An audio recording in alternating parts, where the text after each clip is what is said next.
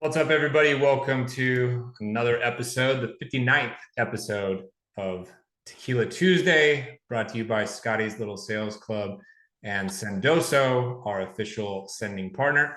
Appreciate their support. Appreciate all of you coming out and trying to learn something new today. We're going to be talking with my good friend, Tom Boccard, who is the SVP of Sales at Global Data PLC. He also is a limited partner in the GTM fund, which I'm also a part of. He's a strategic advisor and instructor at the Top 1%er Academy, hosts the Top 1% podcast with Paul Salamanca. He's also co-founder of SDR Defenders, a community for SDRs that you might have heard of. They actually got acquired a while back, so kudos to him. He's also a channel moderator in the Revenue Collective, which is now known as Pavilion.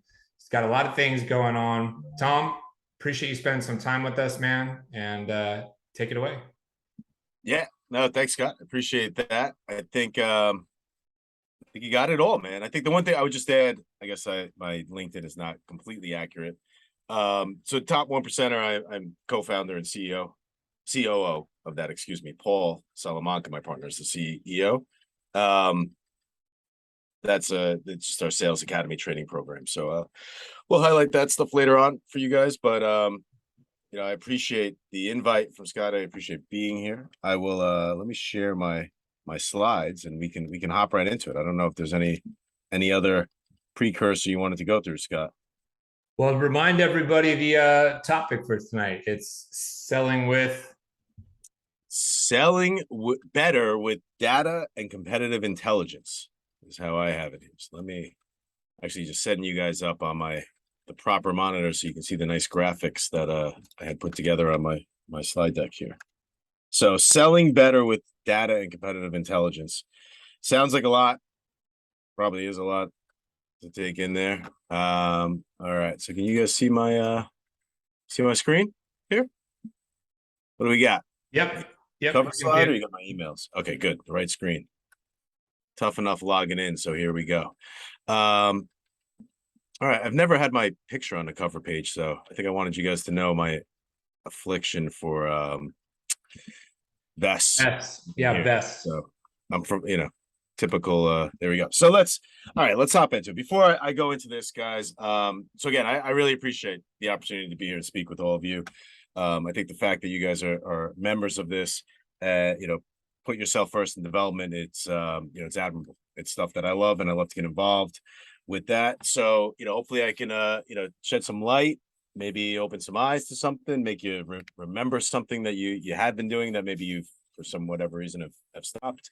But either way, looking to jump into this. So I think what Scott asked me to focus on for the group today is how we can sell better using data and competitive intelligence. So I think in my mind, sometimes I look at CI, so competitive intelligence and data, as two different topics, but in general, it's, they're most effective when they're used together or in the same vein. And I think it kind of goes hand in hand. So I would say just two main things I'd like you to take away. First one is, and foremost, is to not be a generalist at all, right? With either of these. So you only come off vapid, or, you lose credibility. So be as specific as possible when it comes to this. So when you're talking data, talk exact percentages or dollars, or, when you're going into competitive intelligence, be very, very specific. I think, you want to quantify it as often as you can here. And I guess in regards to data particularly, right? Data, whatever you want to call it, right? I think this is generally looked at, from a selling perspective. We look at this as these are the business outcomes achieved with with your product in place. So in simplest forms, how much money can they make, or how much time can they save with your products? So we'll touch on that and talk about it. But what I want to really do today is dive deeper, and discuss what I've seen as the most impactful way when it comes to leveraging data, particularly in your sales process, and how you can really incorporate it to make a difference. And then competitive intelligence, similarly, I think some people, myself included, when I hear competitive intelligence, my first thought is my competitors, right? How I can plant landmines, really to blow up their weaknesses, or how I can lean into the differentiators of my company, my product, myself, right? My strengths in this. But I think the black belts here that have utilized competitive intelligence before in selling, like, the CI that we're talking about, it's of your prospects, competitors. So what I mean by that, it's leaning into, some of it could be as simple as just the fear that they have of being left behind. So if I'm talking to a competitor that is a new business opportunity for global data, or a prospect rather, and I'm dropping their competitors that I work with, some people they'll be more interested in the fact to see, well, if our competitors A and B have it, I want to learn more. I should be involved more. It's kind of that FOMO of, well, hey, we don't really need it, but if they're getting it and there's a little bit of that leg up, it'll get there. So I think, that's where we're going to really want to focus in on with competitive intelligence. And that's where it really starts to hit, right? I think when you can take these elements and you can deliver it to your prospects through, storytelling, right? Really on the competitive side, like, lean into stories of how you've helped their competitors, how their industry, their competitors, of course, right? But their prospects, just as good as they do, or possibly more. So little bit of a precursor, so to say. And you guys will find, Scott, what are you thinking about these slides, by the way? The design. I had my very, very slick, very slick together. So but I got some animation in here, right? So you guys will see I'm terrible with animation, but I like it in slides because he tries to keep the attention and the focus for it. All right, so I'm going to kind of plow through this. If you see like points or anything, Scott, or anyone that you really want me to kind of pause and dive into, we could do it. If questions come up, otherwise we could go through that at the end. But I think all of you right now, right? Everyone can use, data and competitive intelligence in your sales process. I think most of you most likely are using it already, whether you know it or not. But I think the difference maker again is how you're leveraging it. So where you use it, when, and in what fashion. So I think at the core, again, of using these, it really is storytelling that separates it. So like the way you're delivering any message, and look, I'm not going to deviate into a storytelling session but when you're doing discovery process, you should be dropping stories in, cold calls, emails, I really, really think that it gets engagement levels up. So I will keep coming to that when we're talking about data and competitive intelligence here. But, I think what is the key with that engagement you're driving through the stories is creating that emotional connection with your prospects. So really, and that's what you'll see if you look at your pipeline of deals or deals you've closed. You see the ones that really had momentum running through the sales process. You see it kind of popped into your pipeline and just caught fire and like runs right through every sales stage or step you have, whether it's SMB or enterprise you're doing. Those deals where you can feel the momentum and in your gut it's going to close, and it's going to close quick, quicker, I should say, than general aspects. And stories will get that engagement, but when you're dropping the right data and utilizing it the right way in the process in CI, this will help increase those momentum pieces for you. In my teams right now, to give you, I guess, take a step back with global data. So global data we're a data and analytics firm, right? So we are living and swimming in data. Essentially our CEO, he likens us to like the Bloomberg of vertical markets. So I've worked across various sectors and industries over my career, from, financial services, defense and government, oil and gas, power, construction, and now particularly focused in on healthcare with pharma, medical devices, as well as the team that's selling into professional services as well. So what our CEO sees and what we're trying to do is anyone that operates in the pharma world. So whether it's a Pfizer or Moderna that's developing drugs, or any supplier that's selling into them. So it could be your CROs or CDMO, it doesn't matter the type of company. Anyone that operates in that sector will have global data on their desk. That's how they kind of, view our product. And when it comes to my teams, particularly focusing on pharma, like they have competitive intelligence departments we're selling into. And data is what pharma is built on. Research and development it's an industry based on research. So we really get in the weeds, and you can kind of get pulled into the wrong directions quickly. So I think there's been, some methods and some ways that we've identified. I've been taught by clients, by my team members that, I've kind of experimented with that I know will translate, across other verticals and industries. I mean, I've done it in global data in these other sectors we deal with, but I know from working with people with the top 1%er Academy, it works across all different sales cycles. So I know like some of these tactics will impact SMB deals just like they do, mid-market or enterprise. So in general, though, what I'd say is when I'm talking to people about leveraging, both the data and competitive intelligence in their sales process, it falls into two buckets. So the first one I got up here is yours. The other one is theirs, right? So I think what we'll do is let's dive into data. I think data slide for it. Yep. Okay, here we go. Good. So we'll dive into data first. We go here. So, okay. I guess what this really should say is not whose data are we talking about. It should say whose data do the prospects care about, right? So I think this is what really hit me and my team when we had some realizations. It's, when you talk about your data, your whatever, right? We touched on this earlier, but this is, it's what your product does for them. So essentially the results typically seen or that should be expected by them, the business outcomes really is what the word I'm looking for, the business outcomes and improvements they'll get utilizing your product or incorporating your product or service, how it works.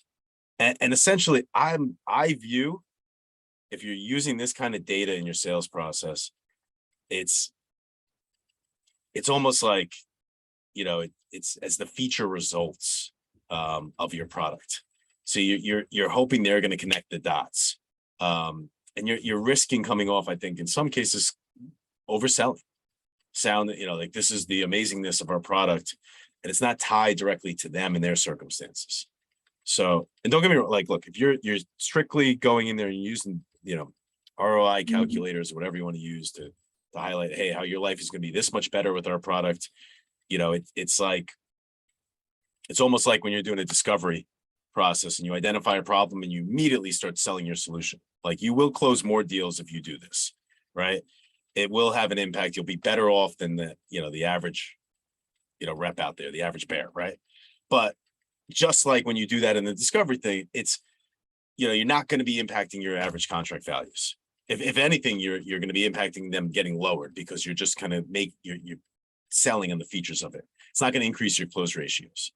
So where the real value lies when it comes to data, here we go.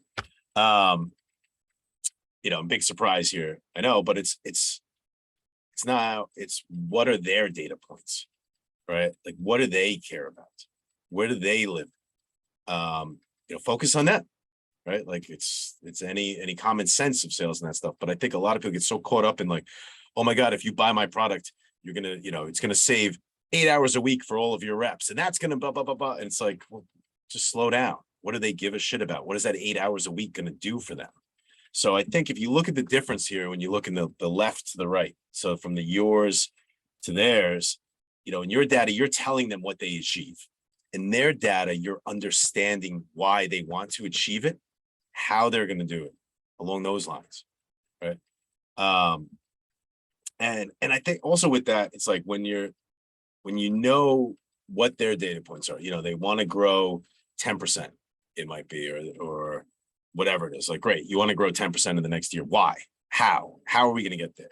What data can help you get there faster or more efficiently, leaner, right? Or on the flip side of it, what can help you go beyond that, quicker than you expected? You want 10%? What's going to get you there to 20? What's coming in the way? And then it's like, it comes down to the why, right? I know we got a ton of TNS crew in here. Amy's always talking about Simon Sinek, I guess, or whatever, right? The why. But it's like when you're looking at this with your prospects and you're understanding from them the data that we can really, understand, like their goals, what they want to achieve, what their focuses are, et cetera. that's where you start drilling in. What does it mean to the company? What does it mean to the division that you're dealing in? And then the individual, right? And the individual, this could be your champion. This should be the economic buyer. This is everyone that's involved. Get to the why for the company and the individual, right? With the company, well, they want to hit this because they want to do it for their shareholders. They want to do it for their investors or whatever it is. They want to get so they can raise another round at higher money, whatever it is, right? But for the individual, what does it mean? Is this a raise? Is it a promotion? Is it more tombstones? I don't know if people still use that phrase, but Tom, we got a question here from Tim. Go ahead, Tim. Yep. Hey, Tom. Thanks for showing up. This is good information here. Just a food for thought. Have you thought about leveraging like an existing client's data? Like, of course, you're not going to name the company, the org, but hey, this is how we've been working with XYZ company. So here's their usage data, the time and cost they save. Example. This way you can kind of put something on a slide and show them just more examples, something more concrete. 100%. I'm not going to tell them exactly what company it is. Exactly. It depends on your NDAs that are in place or your terms and conditions. But in general, I would allude, to the type of company it is, the size of the company, kind of like put the comparables so they understand I'm talking apples to apples with them. But I would definitely want them to, that's part of the value of doing this. So it's like, look, I'm dealing with similar, other manufacturers like yourself. They're faced with these, challenges with supply chain, whatever the story is. This one particular, Tim called me up. He was their head of the plant or whatever, and he ran me through this. Let me run you through how the numbers work with them. They were saying this is the challenge, this is where they're going, this is that, and then I'm going to tie it right to him and get the answers from him or her, right? The prospect, to flip it. So it's like, how does this compare to what you were seeing? And I want to show them the before, kind of like these are the numbers that they're dealing with. These are the data. This is the processes that were broken. This is, whatever is the related element of it. Because with CI is not always necessarily like data. Competitive intelligence, you'd be talking about how other companies are expanding into new markets or how they're going, they're protecting against, new, whatever it is, right? But like, I would lead with like the kind of the present now, or like what they came to me with, get their buy-in there, build out the pain more, quantify the points with them that they're dealing with in that point. Go, if you're familiar with Medic, like really go into your metrics at this point with them. And then I would take them to the after. Now, once they, but I wouldn't, it's not selling your product. You don't want to emphasize it. Well, once they put my product in, Boccard software or whatever, like, then they did this. It's just talk about what changes with their business, what the change, how it changed, what they did. And you're kind of like, it's almost like a dream game. Like you're describing your product without using your product's name, without highlighting your company. You're just talking about what they changed on their end to go. So I would absolutely leverage any. Yeah, and that's where I sit now. I'm a customer success manager for a software company, and I'm completing dozens of calls a week, leveraging the data that they have, making sure that they see the ROI, but also the return on experience. And so just keep in mind, you can always leverage your client success account management teams because they have all that data at their fingertips. So just, perhaps maybe just reaching out to them. It's, team and company effort, right? Absolutely. And when you're saying you have the data, is this like usage data or that, or is it actually? Absolutely. So if we had a current client that's been with us more than 2 years, for example, hey, we found a client that's very similar to your situation or use case. These are ABC criteria. This is what they went through, and they're using XYZ, feature, anything that's really going to be relevant to them and important. So when they hear that, coming from a different client or customer, it just adds a little more value. It has so much credibility to your end. And then that's what you can say, like, if you're looking to add more users, if maybe that's part of your task, you can reach out to those titles and say, hey, I'm surprised you're not actually signed up for this. You're not utilizing this, because we work with, the majority of the people that I support at companies like yours have your job title. And this is what they're dealing with right now. Is that where how are you handling that? Interesting. So this is what they told me where they're going. So like here, you're not, and you can use names. You can be like, yeah, I was talking to Tom, who does your role at a similar company, but that's not Exactly. giving them, that's not saying my company. That's not, giving that, because you don't want them being like, wow, this is all great intel. And then like, oh shit, is he going to turn around and tell someone else all my secrets? Right. Like you got to be careful a little bit with that, but I would absolutely do that. Don't skirt around it. People want to know. Yep. No, good point. This is great. Tom, can I ask a quick question? Sure. It really spurred from that conversation you were just having. Do you ever try to leverage references from existing customers that might be like tangentially related to the prospect you're talking to, but it's not like a competitive threat? So and Tim was mentioning like talking to, each org's going to be different, but like say a CSM that might be managing a relationship with a similar customer, and they've had a positive experience with the company, or maybe even it was baked into the terms when the original rep closed the deal, but they're willing to have a conversation with somebody else, a prospective customer, to try to get them over the finish line. Like I've had success with it in the past, but I also think it can be like a slippery slope with like what's in it for the existing customers, also what's in it for like the CSM. Like why would they sort of put their neck out there to help a new business acquisition when they're taking care of their customers? I'm just curious your thoughts on that. So yes and no is what I would do with it. So let me start with the no. I mean, like I hate references, because like when people ask like, well, give me a reference, it's like, well, I'm going to give you my happiest and best customer, and like what the fuck, like who cares, right? But to your point, like what's in it for them? So this is where I really like, and you met with the tangential like clients or type of companies. So let me use the pharma, for example, right, that I'm dealing with. So a lot of companies we sell into are the suppliers, they're selling to the sponsors, the drug developers. So I'll try to connect them that way. So it's like, hey, look, let me put you in touch with, I know you said you guys are looking for a new manufacturer and these things. Actually, we've been working with one for 12 months. Why don't I connect you guys? It's an opportunity for you where you can like, hey, maybe it's someone you can work with, but also you can get a sense of how they're utilizing it, and the one contact there actually used to work at, a similar company to yours before you moved to this side of the business. So I like to almost like a matchmaking thing, because it's a value add for everyone. You're just connecting more people. And those conversations too are so much more valuable than, so how do you find the product? Is the client success good? It's like, come on, get at it. So I would absolutely do, you just got to be strategic in it. And then like, and for, in that scenario, like it's pretty obvious. Like if I go to my client, like, hey, do you want to take a meeting with the head of clinical operations at Pfizer for their oncology department? And they'd be like, yes, like you shitting me, but then on the flip side of that, it's like, if I talk to, Pfizer, and I'm like, hey, can you talk to this man? And they're like, no, I don't want to just get pitched. I'm like, no, but I know you said you're looking to decentralize trial. So there's got to be the value add for your clients, but I would look for that part that can connect businesses and give an opportunity more than just like it's as good as they say it is, trust them type scenario. That's great, man. Thank you. Yeah. No,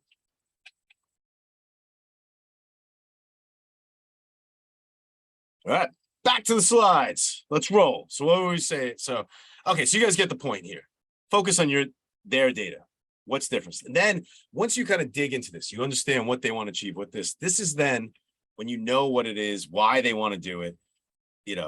This is now when you can when you've really leaned into their data needs and like, what have you, like what the focus is, why the focus is there. This is when you can start to introduce and kind of flip over to your data part.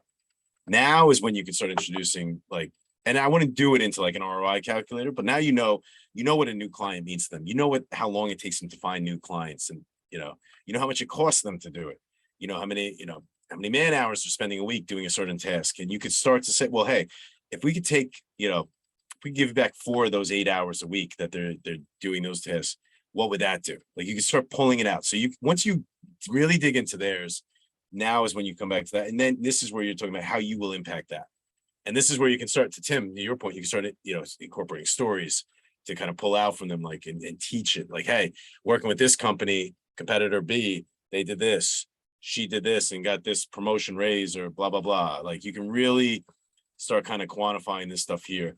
And all the data that you're getting from them, like this is I mentioned MEDDIC a little bit earlier. If you guys are familiar with it, I'm assuming most of you probably have heard of it. Like what you're really getting from their data, it's the M and the I, right? It's the metrics and the implication of the pain is what you're finding out through the right things here. So even like this, like really you're going to get here. So, well, and I'll dive into in a slide or two, the, like how we find this stuff. Okay. So here we go. I don't think I have any graphics on this one. Sorry, guys. So, okay. So that's kind of the data world for a second. So let me just talk about competitive intelligence briefly on this part. I think, CI, it's all about, the more you know, as a seller, but more specifically for your prospects, right? So that your prospects, they need to know everything there is to know about their competition, where their competition thrives, where they falter, not just the SWOTs, the strength, weakness, opportunity, threats, because you're still, kind of leaning into those, but I'm talking about more of like a market domination and weaknesses, right? So like, I need to have my competitive intelligence be actionable. So it's not just good to know all these details, but what the hell can I do with it? Like why does it matter? Right. And when I'm saying I need to know this, I need to know for my prospects, my clients, like what can they do with this competitive intelligence? So it's not just, also like the competitors that I know, the gorillas in the room, the elephants, whatever you want to say, like that everyone knows, the brand names, the top three. I want to know, like the leaders that are in those tangential, spaces that could come into our market, right? I want to know about the disruptors, the innovators that are new entrants that are leapfrogging competition, right? I need to know this information, this competitive intel, to both protect my six, right? So like protect my market share, my clients, but I also need to get on the offensive and expand into the right markets, that are ripe for me, that aren't going to be dominated or are currently dominated by my competitors. Whatever the use case is, I need to know everything inside and out. And it'll help your prospects, to proactively get the leg up, whether it's for defensive measures or for being on the offense and expanding. Can I ask you a question, Tom? Please.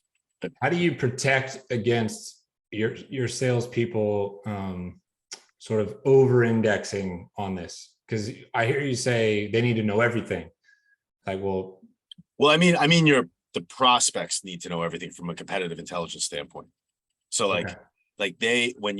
For them, it's understand the more you can shed light on their competitors processes, their competitors, like, parables, war stories, whatever, right? Like where they were, past state, present state, future, whatever. Yeah. The more you can relate to that, they need to know everything that they could possibly pick up from that. Okay. So that, but I think when it comes to like your reps, so like, yeah, the paralysis by not like, well, I don't know enough to drop this, or I can't call. Yeah, there's a marker where it's like, I don't know enough to even get started, that could hold people back. And then there's another marker that's like, I know so much, I can't even disseminate the right information. You know what I mean? Yeah. So I'm just wondering how you teach those barriers. It comes down to ICPs, right? So it's like, first off, like, just give them the use cases, give them the gong calls to go listen to, right? And say like, this is who we sell to. This is how they use the platform now. This is why it matters. Go listen to these 5 calls with those job titles so you can understand and hear from them directly, what it is. Go talk to this rep who specializes in that sector. Go talk to these account managers, client success reps, hop on calls, and you can get that feeling. But it's like, really have 2 to 3 main, knowledge points, for that ICP, whether that's the data points you're really leaning in on, the competitive intelligence, and that's it. That's all you need. And then as you have more conversations, you're going to pick up more, you're going to find more out. And I think on the next one, or the one after slide, I talk about where to find this stuff and go through. But it's like, it's really just keep it pocketed like anything else. You gotta have a couple bullets, and for those bullets, you have the stories that go with it, and then you just lean there. And then being inquisitive, yes, the right questions to figure it out. All right, let's roll. Okay, oh, here we go. How do you find it? Okay, so this information you're finding out, whether it's the data, whether it's the competitive intelligence, I think the biggest thing, it's reading the tea leaves, right? So you want to do, primary research it's all about discovery, right? When you're speaking to them, this is where you're leaning in and you're focusing on the, you're keying in on their data, their needs, the use. You're keying in on, how that's going to play in there. What are the things they care about? You're going to key in on the competitive landscape, their knowledge or lack thereof. Just take your time here. And going back to with metrics, this is where you're going to start peeling the onion back. Oh, you want to grow 10%. How are you tracking towards that? What are the timelines for it? Why is that number picked? How are you going to get there? What are the roadblocks you see? Obviously not in this fashion, this where you interject stories, but really spend time in those key elements that you'll impact, because you understand your ICPs and your TAM, your target audience, and you can really kind of jumpstart it from here. And then I think when you're looking at these other, mutual clients, prospects, these are things I was just talking on from there. So that's primary, speaking to them. The other thing I'd say, speak to everyone, right? Above the line, below the line. So talk to the economic buyers, the champions, the users, get as much intel as you can. Don't be, everyone always, I preach this all the time, it's easier to walk down the stairs than up. So start at the top and get pushed down referral wise, but speak to everyone, you get details. And then secondary research, earnings calls, 10Ks, press releases, you get all the specifics you need from it. And this is stuff you can do in your mapping planning. You don't need to read an entire 10K, but search for, growth targets in their transcripts. You can look for these aspects there. Job postings, look at it describing the opportunity, what the, senior leadership or strategic roles, what are they going to be focusing on for the next 12 months, 18 months?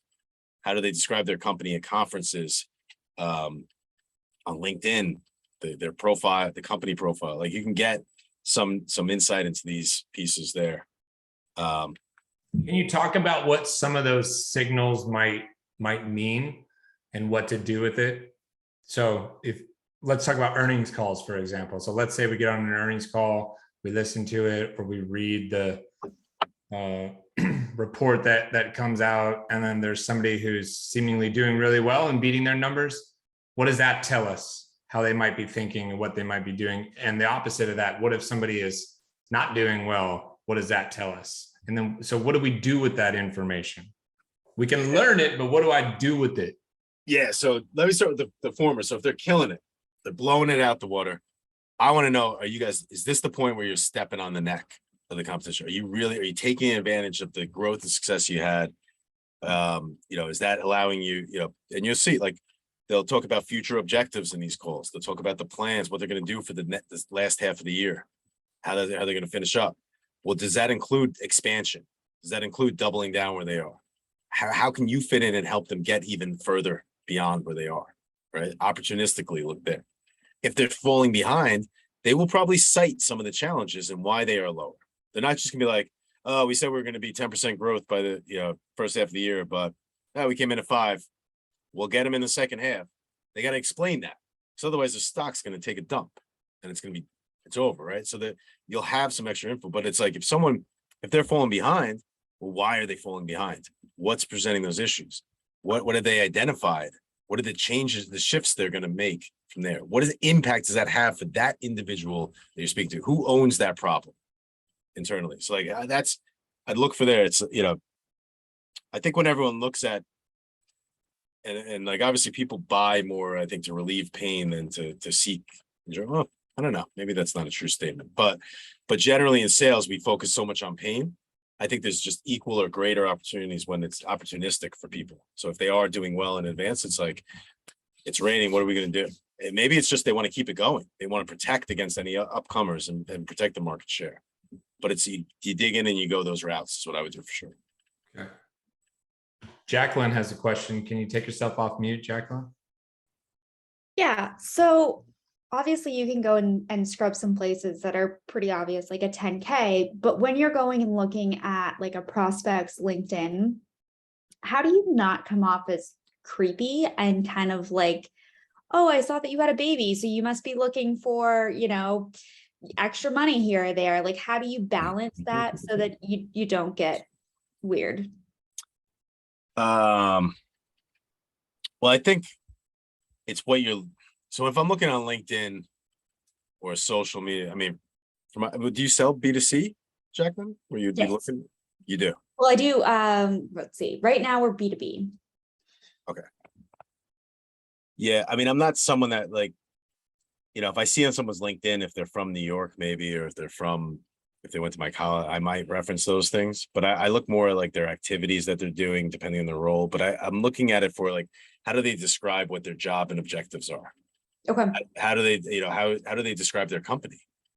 Then I'm going to the company webpage, see how they're describing that. So then I'm going to interject some of that language, not the, hey, so you're out on maternity leave for the last 6 months. That's great. You have 6 months off, and congratulations on the kid. And they're like, yeah, weirdo, Right. like get at it. So like that's the keys I'm looking for there. And again, like one thing that I look at a lot too is job postings, because that's where you get a lot of information on this, some of the senior roles or the roles reporting to the senior roles. Like, how does that support these initiatives that are in place? But then also, how do they describe their company? Like, think about it, if you're posting jobs, like that's where you should be kind of putting your best foot forward and like highlighting like all of the growth opportunities. What are we doing from here? So like you can get a lot out of that I think goes missed by some, a lot of people out there. Cool. Thanks. Yeah. What do I got left here? What do I got? There you go. But how do we use it? Okay. I'll pick up the pace here. So quantify, I think we've talked about this. You guys get it, right? You quantify with an ROI calculator. The only times I do that, right, is, if it's at the behest of the prospect. If they say like an ROI calculator could help them. I think ROI calculators, a lot of people bring them up too soon, and they just, it misses the mark, because again, it's focusing on like what your product does, not necessarily their needs. If they've kind of really like brought this up and said this is going to help them, then that's when I'll bring it. If my champion's urging us to utilize it, then we will.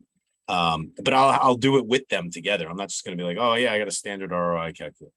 The biggest way, I've touched on this with you guys, put your data and CI into bullets, make it stories, script it out, recant the combos that you've had with clients. Sometimes you could take multiple conversations you've had with clients and make them into one client for a story, work on these things. But I would say with any of the stories that you guys are telling, it's make them memorable, right? Don't tell stories that are like robots or news reporters. Make it like you're speaking to a friend or a relative. I would say, you just want to, in general with stories, you have kind of like the current situation, the normal, you have an event or an explosion, there's the new normal, like in simplest forms, right? But that, you got to remember, that happens to someone. So like the protagonist or the main character of the story, so don't be vague and say, I've worked with companies dealing with similar issues. One of them is Scott Lee's Consulting. Like, no, be specific. I got this call from from this madman with the beard, Scott, and he's like, hey, Tom, like, you're not going to believe what the F just happened to me. And I'm like, whoa, what's going on? Like, make it engaging for them, relative. So like when you build out how you're going to use data or CI with certain, individuals or company types, put it into a story from this, get the prospects engaged. They'll want to be coming back for more. When you do, can I ask a question about when you do use the ROI calculator? Yeah. Curious how many ROIs are you showing them? Does that make sense? Yeah. Because some people are like, here's the ROI, and that's it. And other people are like, here's sort of the regular ROI. Oh, by the way, here's like the worst case scenario ROI. Here's a best case scenario ROI. And they walk people through all these different options. I'm curious how you use data like that. Yeah. So for me, in my mind, I have like the semblance of kind of an ROI calculator. I may have even like a standard one I'll use, but I'll tell it from the position of, hey, here's one where I actually have one I put together for a client recently that is similar to what you guys do. So let me redact some info and I'll pull it up and we can kind of build it out together or talk them through it. But it's like, for me, it's again, what's going to move the needle? All right, I'm putting together an ROI calculator for who, why, what do they care, right? So we go back to MEDDIC, decision process, decision criteria. Who is this going to? What do they care to see about? Well, they want to know that this is going to get us more sales. Okay, cool. Well, when I work with companies that are looking to see how it's going to get them more sales, they're looking at, well, how are we looking at qualified opportunities? How many qualified opportunities are going to go in here? and if we're focusing on more highly qualified opportunities, what does that mean to our close ratio? How's it going to do our ACV, whatever, right? But then some of them, when they want me to go deeper, they want to show the opportunity cost now. So now because we're feeding him, you have better intel, you're identifying opportunities earlier than you typically would. A, you're getting ahead of RFPs, you're beating an RFP, you're stacking the deck if it has to go that route. But B, you're not chasing bad RFPs. You're not spending all that time and energy there. Do you want me to quantify for you, the opportunity cost? Let's try to build that out together. So it's for them. I like with everything when it comes to like ROIs, datas, even like giving proposals to people, try to keep it in like a 2 or 3 max range, because otherwise I think it just becomes overkill and you get lost in the sauce a little bit. Yeah, good. The other Thanks. thing I'll say, I've dealt with a lot of customers out of Japan. It's like, know your customers. There are certain markets that are going to be much more risk averse. And so therefore you need to get, this is what we expect it to be. This is what worst case would be. Yeah. I with any ROI calculator, even no matter where they are, right? Like I always conservative approaches. It's all the under promise, over deliver bullshit. But yeah, especially like with Japan for sure, like the uber conservative. They want to know the worst case scenario. They'll probably buy more because you say, hey, if this doesn't work, you're still gonna get X. Yeah, they want a guarantee. Yeah, exactly. Great point. All right, what do we got? Got anything else? Oh, this is a picture of me actually, guys, when I first started using data, when I went into a full competitive intelligence conspiracy. So just drilling everyone. All right. So I just want to finish like some quick mistakes to avoid. But I mean, look, this is just, I work for a company called Global Data. What do you think I'm doing? All I'm doing is pitching data, right? So all right, let's get this out of here. So avoid this, right? Like you guys have been listening to me now. I've probably been rambling for way too long. I think it's supposed to be shorter, but like you're jacked up. You're ready to run through a wall. You've already been, in your mind, or maybe you're playing a drinking game. You're taking a shot of tequila every time I say bro or something very long out. I don't fucking know, right? But like at this point, you're amped. You're ready to start incorporating this more, bringing it back if you were doing it before, or maybe refining. But you got the prospects in your mind. You're ready to roll. Just don't go out there and start vomiting all over the place, like a junior rep with feature dumping, and now you're just throwing data for the sake of it. I mean, look, the fact that you guys are here, I know you're not going to do that, but just stop, breathe when it comes to this. Take your time, right? And it's just with data, used incorrectly, out of sync too often, it can become confusing to everyone, right? Not just your prospects, but you. And then you're lost, right? So take the time to understand what you're saying, why it matters. And if you don't know, then ask someone that does. Someone in your company should, or just talk to a prospect or call a current client. Be like, hey, this came up the other day. I don't really get it. Is this stuff you care about? Does this matter? How does this impact it? Like, just get the details. You can't fake it when it comes to like data or competitive intelligence that you're trying to get across. They're extremely powerful when they're used correctly. So just take time there. I would say also, when you are talking, even like we've been talking ROI calculators and just any data points of this stuff, make sure your math is correct, right? I've been on calls before where like maybe my Excel was messed up, or I just am an idiot and couldn't add 2 + 2, right? And then the whole conversation gets derailed where they're like debunking my methodology and telling me what's wrong here, or arguing that the competitors are, it's the wrong competitor or some bullshit. It's like, you don't want to be debating any of that stuff. So just take the time, make sure it's simple, it's digestible. You have to talk tracks around it. In CI stories, I put here, keep them vague. You want your competitive intelligence stories just vague enough. I mentioned this earlier when Tim had asked the question, you don't want them like, it's not insider trading info. This is no blue horseshoe, Love Anacott steal, right? It'll backfire. They won't trust you. They don't want you gossiping about them. So just keep the stories vague. The details can be specific, but not like the companies or the people. And have fun with it, guys. This is where real conversations happen. It'll make a big difference on your prospects. Or your clients. It'll really impact their business. It'll impact them personally, which will ultimately obviously create a difference for you. Create a difference in your career, your promotions, the way you're viewed by clients and internally, and your paychecks. you know, and you'll laugh at the rest of your teams as you're rising to the top and head into P Club. So I think that's all I got from slide wise, Scott. Let me see. There we go. One last one for you here. Snuck it in. Snuck it in. So I haven't been keeping an eye on the chat, but questions, comments, thoughts? No, one thing I thought could be interesting to do is if you all here could think about what you're selling and the data that you are trying to accumulate or are accumulating and how you're using it, and maybe kind of talk through that with Tom a little bit and see if he can give you some ideas or tips and tricks. If anybody has a real life scenario, I think that could be some good questions for Tom from there.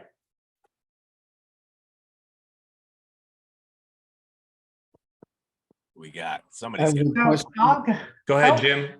Jim, go ahead. Slightly along those lines. I'm in a different industry. I'm in coffee. I sell specialty coffee to roasters mostly, and sometimes other importers. I'm an importer. I import coffee from Congo. I'm from Congo myself. I'm in New York. Been doing this for 4 years now, and a lot of the buyers are not very data driven. So my question is really, how do you approach selling to somebody who a lot of times, honestly, they buy out based on their gut? Like, do they like the coffee, and do they think it Love this question. this, that? Yeah, and I'm data driven. I like looking at numbers, and but I learned relatively quickly that in coffee, they're much more gut driven than data driven, if that makes sense. Okay. So I'd love to hear your thoughts on kind of how to approach data in that kind of industry where buyers, they're not really looking at numbers. They're really more so trusting their gut and, like almost like qualitative insights, Sure. So what, so in the coffee world, when you're talking data, what are we talking, like count of beans, how long it's in the ground, what's the cost per pound? What would be even data that we'd reference?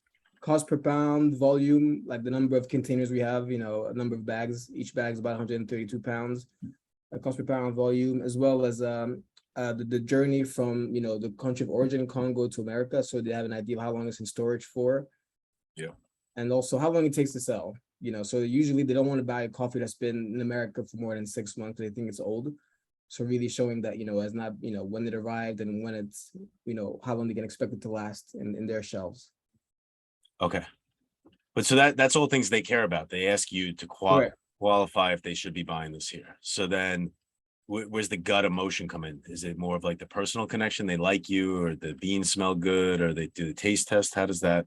It feels very subjective. So every sale is very, very relationship driven. So it's basically, do they like the coffee? And then they justify the numbers later, but it seems very subjective. So I want to see if there's a way to use data to kind of work around that, so they make a stronger case for our coffee, because it's not a well-known coffee producing country.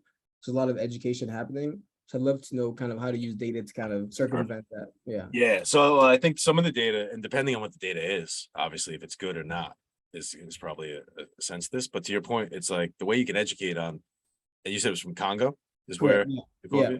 Okay. Yeah, I've never had coffee.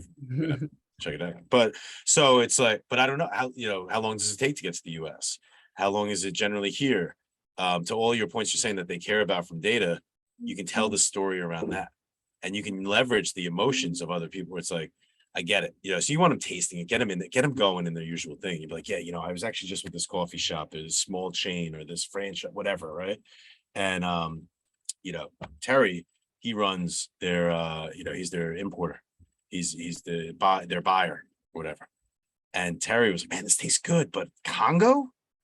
And it was like, it was funny because he was like, Congo, Jim? Like we have, Colombia, Brazil, like what are we talking here, right? And you're like, it was interesting because, Terry said, like, these guys are getting their coffee here and it's shipped on containers. It's here in 4 weeks, right? It's only been on the shelves in America for 1 month before it comes to me. So like, it's 2 months in.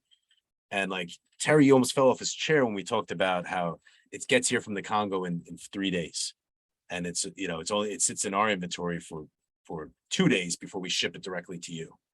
So we cut it down in 3 weeks. What does that fresher coffee do for you? It's going off his shelf. He was reordering with somebody else for every 3 months, and he's calling me every 3 weeks, You know, it's got the story behind the two of the Congo. So it does like, so you can kind of incorporate it in, like tie off the emotion. I think there, like, you're not going to change someone. If they're buying on gut and emotion, that's your buyers there. And you come in like, I got all the data, you'll be like that, you know, Charlie from It's Always Sunny. They're gonna be like, this, get out of here.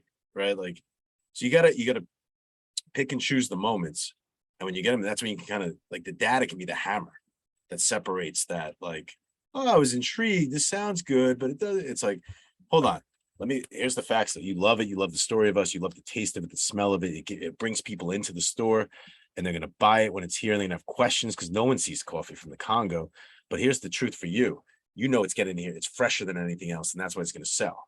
And it's fresher because it's here in 3 days. It's on the shelf for 2 days and it's in your hands, in your shop in 6 days. The only other place you can do that is the coffee beans you're growing in your backyard in the off season or whatever. Right. Like, so I think that's how I would tie elements in there. But it's like, again, like, you're not going to change the whole buyer habits from this. So it's just finding the right moments to bring it in. I appreciate that. And just sidebar, when you said Congo, never heard of that. That's the exact reaction I get all the time. So it was really on the nose. But that's what you get, and you'd be like, yeah, I hear that all the time. You know, and people are shocked to hear, and then you could drop a little data in there that gets them like, whoa, this is legitimate. Like, not that it's not legitimate, you know what I mean? No, it's like, shit, these guys are a player. I can't believe I have. One thing that I might add is people often think of there's kind of data-driven selling and there's emotional-driven selling, and the two are totally disparate parts. You can use data to evoke emotion. They don't have to be totally separate things. So I think that's, to some extent, maybe what Tom is talking about here, and how you, Jim, might be able to use some of the data and the numbers that you were kind of pointing out and stuff that they were asking about. So food for thought there. Brian, we got a question from Brian Barron. Hey, Tom, what's going on? Hey, what's up, Brian? How are you? Good, how you doing? Good. Yeah, question for you. So we sell typically to like smaller SMB type businesses. And one of the things that's always comes down to, and which is important, is cost. And we tend to be more cost effective than a lot of our competitors. But I'm curious, like, obviously we want to come in, we want to solve a problem, we want to provide value, and we don't want to be judged simply on price. So how and when is the best time to come in with like a cost analysis where we can say side by side, based on what you're currently paying, here's how much it'll be with us. Like, it's a no-brainer because you'll save money, but we don't want that to be like the judgment factor. So where do you see that coming in strategically? Yeah, you don't want to lead with that because then it kind of devalues the solution, right?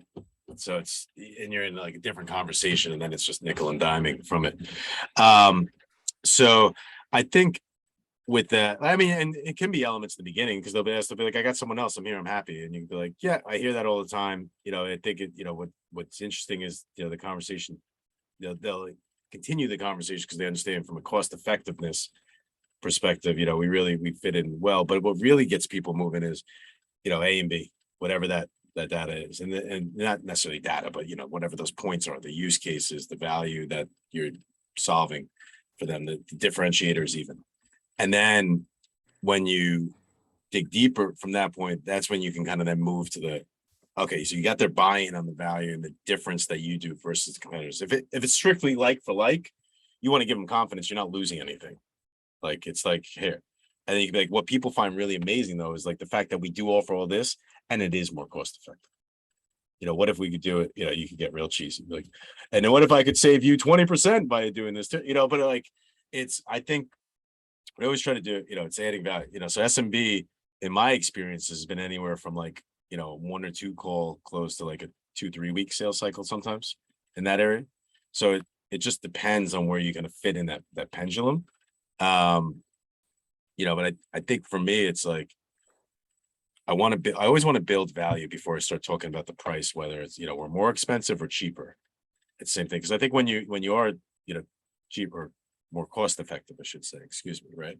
That raises question marks. It's like, well, you're cheaper. Why? Or what are you going to do to the price in a year? What's the difference? What am I losing? What's going on here? So I think from, you know, your point, it's like you want to kind of try to eliminate those questions that come there, and they're like, holy shit. And you're like, yeah, we're a new market entrant. We're getting market share, or we're more efficient than they are. We don't need to, you know, push these things or whatever. Does that help? Does that come in? Yeah, super helpful. Thank you. Hey, Tom, Jill, how are you? Jill? I'm great. How are you? Good. So I'm the opposite of Brian. I'm selling software that costs on average about, 120,000 a year, something like that, all the way up to $500,000. And it's a customer loyalty software. So we sell the platform that people run loyalty programs on. And so my challenge is around the ROI. So we have all the data, and we know that this software pays for itself within the first year. And we share this data about, conversion rates, increased AOV, repeat purchases, people that are engaged spend 250 times more than people who just transact. Nobody believes it. Like the challenge, we had this huge ROI calculator, take everybody through it, plug in their specific market and our customers, we have hundreds of customers, so we plug in data that relates, and they're like, there's no way. And then they come in and they add all these parameters that really like an entire year cost of rewards, and they try to, put that cost on top of it in the beginning, and they don't, they seem to get overly confused with their own preconceived ideas on the ROI, and it doesn't map to the actual result, or they don't believe our numbers. So we've kind of scrapped the whole ROI, and we just have a lift slide, and they get referrals and things, and they can validate their information. But it's been really challenging when you can prove things in a dramatic way, even if we dumb it down a little to make it less impactful, if that's the right word. They seem to question it, and it causes more problems. It extends the sales process. It gets more people involved. They raise all kinds of questions. So I'm just wondering if there's something in your experience in that side of the market that you've seen with the ROI calculator, and how it could perhaps be more efficiently used. It's one of the reasons why I stopped using it as a primary tool belt item, right? So a couple questions to unpack there, but first with the ROI calculator, is it, so you were like, okay, so let's show us how you get the returns, and you kind of pull up with something standard. Yeah, typically, because this software costs more than other things in their stack, their CRM or their ERP or other things like that. So they're trying to validate the cost of this. Versus but it's like an off the shelf ROI. So immediately they're like, there's issues here. So that's where I think really, if you build it with them together, and you can we do. But now you have your ROI where you're plugging in. You're like, so this is what your costs are. Like, I mean, like starting with the blank Excel or whatever. And I get their parameters, and and it still does the issue. Okay, that's interesting. What's worked better for us, we came up with a churn calculator, because this is something they can understand. It's one specific area of their business where their customers churn, and how they can, have customer retention, which is the most important thing in loyalty. They want to build a fence around their best customer. So I found that simplifying it, taking it from this ROI calculator that takes, a bunch of different parameters into one area of their business, that's super simple, that they can put in their own numbers, they can use it in a way that they can understand it, has worked better than trying to capture all the different ways they're going to benefit. Yeah. I was going to say what Scott had asked earlier with how many points do you talk about on an ROI calculator? That is 100% it. So you could take what all those different parameters are, and you could have 20 different ROI calculators. Yeah. But you're bringing one in depending on where is the most, I guess, pressing. I mean, I've found a better way. What's the incumbent situation? So who are you competing against here? Do they have is this taking out existing software, or is it just kind of status quo? Well, when it's a rip and replace, it's usually easier because they're using a lower price vendor who isn't delivering, the value, or they're having problems, integrating into every Yeah. area of your tech stack. So that's not as hard. So of the a- ROI calculators doesn't really mess up that too much. No, it's the customers that are considering loyalty, but we're competing against lower price producers with, maybe less of a robust solution, less integrations, less, so they just compare price, and oh, I can get this other software for 60 grand, why should I go with you? And so then when we spent a few months trying to use and lots of different deals, the ROI calculator, we just found it got in the way. So Yeah. Well, I think from their standpoint, they're like, well, I get the same thing and I'm paying a third of the price probably or whatever. And it's like, right. it's And then I say, we might not be the partner for you. And I try to find the area that our competitors can't help them in terms of segmentation, personalization, all those, features, advanced features. But, it just. well, I think so. Some of these, it kind of comes to, so what I would look at here is, when you get to, so there's certain aspects, obviously, like, like we can go into discovery and like where you lean in to find like what are the things that matter the most and like why and all that stuff, right? Like, which I'm sure you're doing and you're kind of navigating the path that way. But then I think it comes to, right before you're delivering on price with them. So, and this is something where, Paul and I talk about this a lot within our, top 1%. We've actually, it's called framing the price, right? So Okay. before it's it's your last chance to sell, but you want to do this where you're selling from the customer's voice, their peers. So you can kind of have like your customers can highlight and you can do whatever you want, but you want to really position to them like, hey, this is what impacted other people to make a decision to move forward with, our tool or something like this. So not the, oh, they decided to go with us. The moment that made them make that decision. And then what you're layering in there is all of that bullshit that is going to come up. Well, I could go with this competitor and it's a third or this. Be like, it's funny. So Jill, it's interesting you bring up, competitor ABC. I hear about them all the time. It's a great company, right? But recently I've had the fortunate situation where I've brought in 10 clients that have they signed up with them originally and then they moved to us. So after they come on board, I don't want to mess it up beforehand, but then after they always sign and we get started, I'm like, hey, what happened? And they all seem to say, the same one or two things. And that's where you're dropping that last bit. But it's not for you selling them on this point. You're really dropping that part there. And it's gonna make them think when they go back to them from here, they're gonna it's gonna blow the deal up for the competitors. Yeah. So, those things. So that's I where like I would look at that. It's like just from a sales tactic, that's what's worked for me from there because and like I tell people up front, I think I saw Matt Gano on here earlier. I see him there now. Like, Matt works on my team.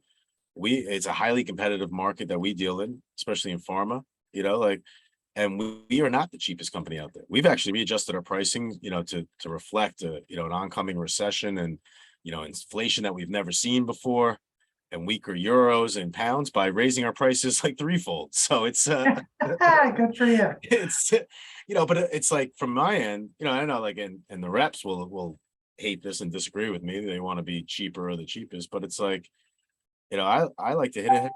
We're not going to be the cheapest. We're actually going to be probably the most expensive, but we can customize for you. But there's a reason for that, and there's a reason that people come and blah blah blah. And it's like you kind of like you want to hit them with it. So that I mean, hopefully, no, that's what I do, and I set their expectations, and I share, and then I tell them we may not be the right fit for you, but if you want to achieve the results that you said that you did, and solve the pain, I mean, we're going to save you money in the long run because you're not going to have to rip and replace. Yeah, I mean that's the story. You tell a story of 10 companies that spent the 50 grand instead of the 150, and then ended up spending 200 grand because they had to eat that first 50.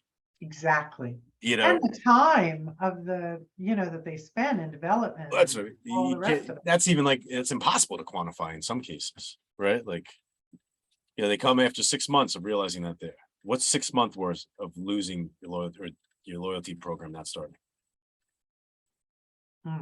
Yeah. Let's go to Adri.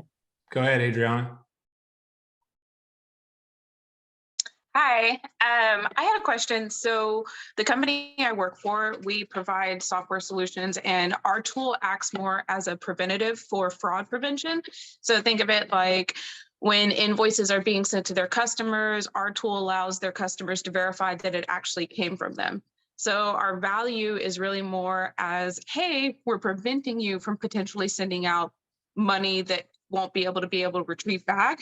The value is that it's $1 per document that you decide to protect. But a lot of the stories that we're sharing that I guess fall into the data category are more personal stories that a lot of our customer client base don't want people to know about, because nobody wants others to know that their company has faced or was vulnerable to that risk that they fell susceptible to. Yep. So we have great stories, and a lot of the time our stories are, hey, big oil and gas company recently sent 500K out the door because their invoices weren't protected. But obviously that story would be better if we had that big company name to throw behind it. But that's usually kind of just where I'm trying to really pull more accurate data. Right now, I'm looking at the headlines. If I see something on the Wall Street Journal, it's like including an article, or it's looking at the New York Times, but just interested for your feedback and thoughts. I think it's great what you're doing. I think you can, you can make that story more real without having to say it's ExxonMobil, by saying, hey, I was dealing with, Kelsey, who actually heads up the, procurement at a major oil and gas company, and she lost 500K out the window. It was a bad day. She called me up freaking out. Like you can describe the story, make it personal, and specific without being specific about the company per se. You know what I mean? Like, because from my side, like if I'm dropping like a competitor to the prospect in a call, like, it's in like a cold call. It's like the very beginning of a call. Like I'll try not to really reference it like too much, because like I feel like I don't need to. Like I can showcase my expertise of that, their type of company that operates in this industry, and more specifically their role and what they're dealing with and the consequences if they don't address this challenge. Like because of them, like you're basically selling an insurance plan. Yes, Like you buy insurance, so nothing goes wrong. And when you buy it, nothing goes wrong. But if you don't have it, everything goes wrong. Right. Like, so for you got to tell those stories where people like, when something went wrong and they called you. But then you also talk about the times where something didn't go wrong because they had you in place. So you could be like, I was working with this super major in oil and gas, and I got a call from their, I don't know, fraud department or whatever group you deal with, their head, and it was Jill. Like she called me up and like she was like on the verge of tears, and I'm like, oh my God, Jill, what's wrong? What's happening? And she's like, hey, like, I need your address. I need to send you a gift. You just saved my career. You saved my life. Like the system stopped me from, losing the company 7 figures plus. I would have absolutely been fired for this. The person I replaced was fired for this. I like that. Yeah. You know what I mean? Like just make it personal, like where it has that like human emotion touch to it. And you don't need a company name to do that. Yeah. It's like how many people have been let go because of this mistake. Yeah. But then like tell a story about someone that, was saved by it, and you can use their name. You don't want to be like, yeah, speaking of Jill, she called me up trying to find a job for her. She got fired because she effed this up. And they're like, oh God. I mean, maybe they're sadistic and they like that stuff. They like seeing other people feel. I'm an optimist, but I think it works. I like it. Thanks. Yeah. Got about 10, 15 minutes left. Anybody else have some questions for Tom? Lori, looks like you got one maybe. Sure do.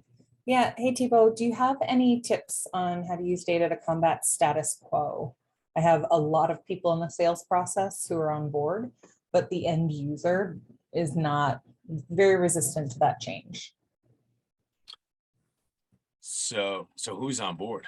The like economic buyer is on board, but they can't Economic buyer, decision makers, influencers, like everyone, but then it's that final. But the users are scared. What are they scared of? That you're going to replace their job?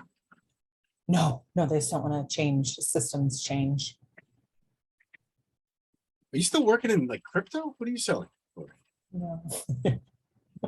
I I'm was like, isn't that a decarbonizing. disruptive market where everyone wants to change? Yeah, no, I'm decarbonizing heavy trucking fleets. So a lot of the fleet managers who would actually manage the switch from fossil fuel diesel over to biodiesel don't want to handle that switch. Even same infrastructure, same all of that. City managers, mayors, sustainability, everybody else within it is on board. But a lot of times that final switch is the hard one. So we can talk about we can talk about carbon, we can talk about cost, we can talk about any of it. And they're like, I don't want to. We're like, okay.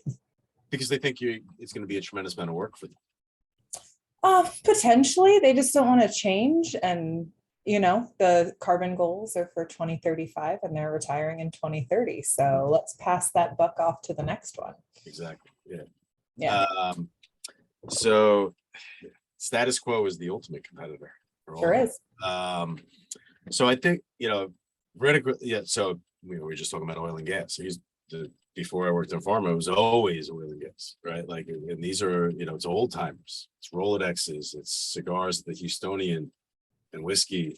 It's the good old boys, literally the good old boys. Like, so it's like getting these guys, and they're the ones that, well, I'll just pick up my Rolodex, or I'll just, wait for the next RFP to hit the fax machine, and then I'll get my next business. And it's like, you're a dinosaur. You're going to be dead. It's not going to work.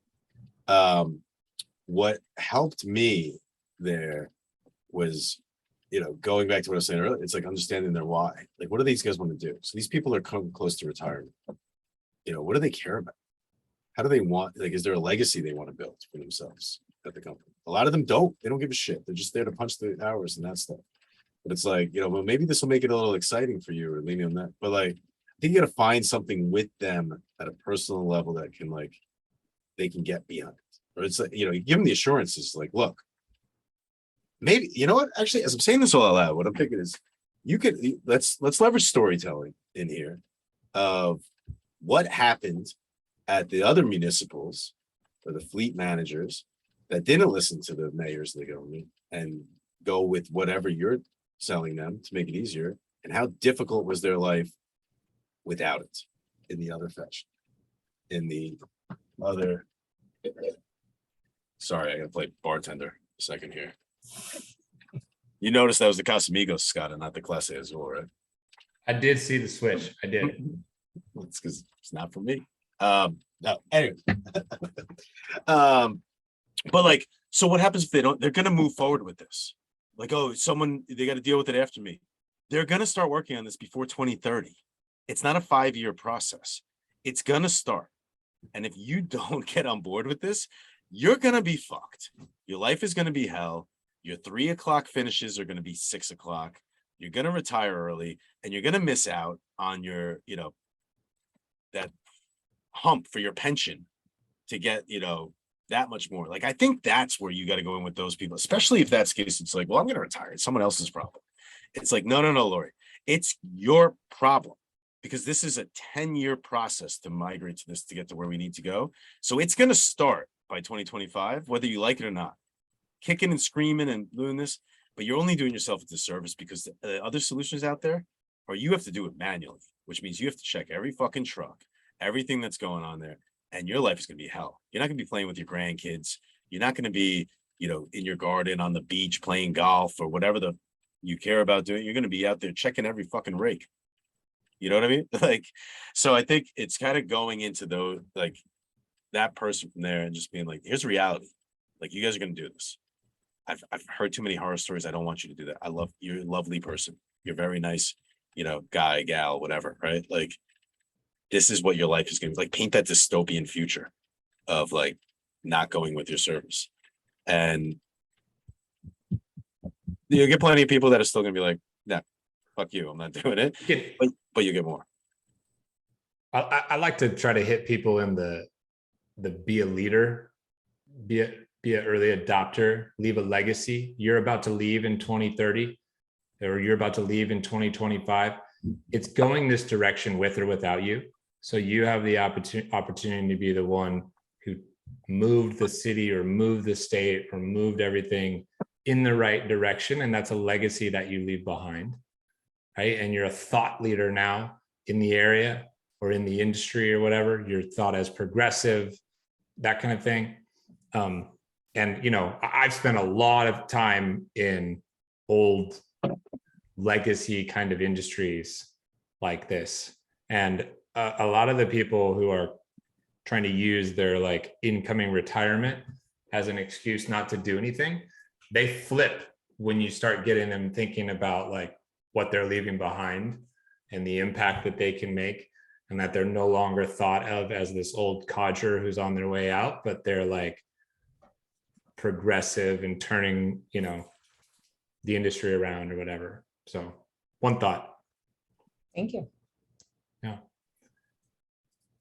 Any last questions for Tom? Can we sneak one more in?